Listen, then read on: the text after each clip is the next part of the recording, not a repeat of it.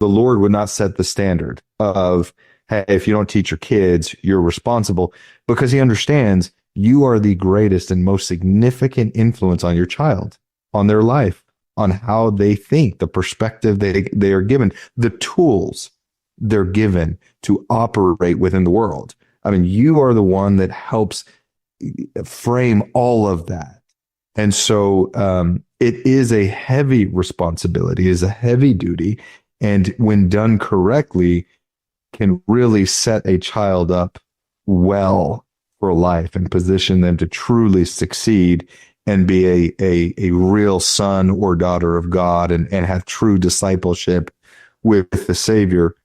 And this whole idea has led to us completely rethinking how we look at education, how we look at what we're teaching, what we spend more time teaching on and focusing on. For us, I'll be honest, we are far less worried about their secular education, although they're learning to read. Don't worry, we're getting in the basics at least.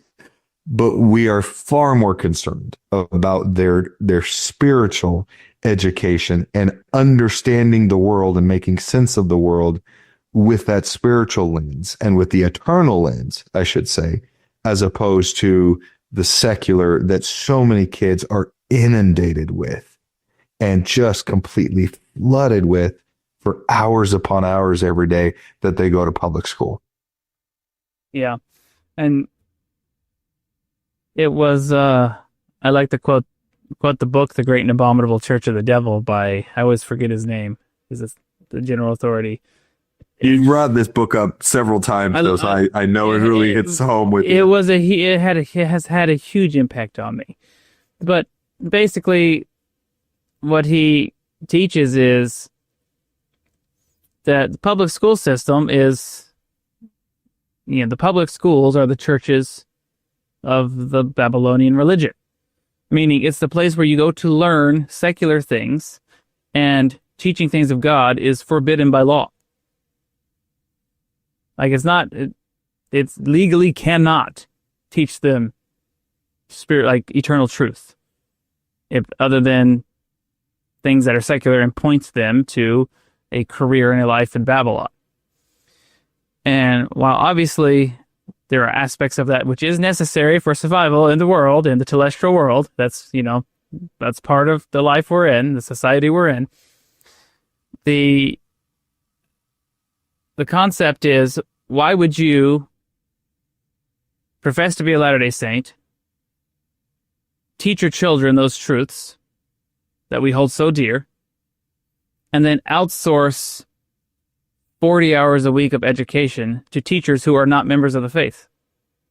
That's the question he asks. How can you expect anything other than that to end up working contrary to what you're trying to establish in your home? That's the danger.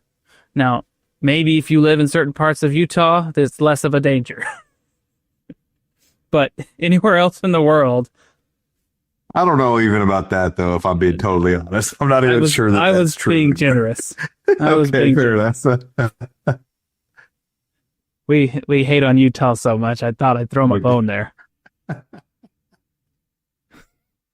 I was thinking like those towns in Utah, it's like population 300. That's true. Those are probably better. Yeah, you're probably right. You probably feel pretty safe sitting your kids. There's probably a few good pockets. All right. But even then they still have federal rules that have to be followed that really make it difficult to teach eternal truth. I mean, it's really hard to do.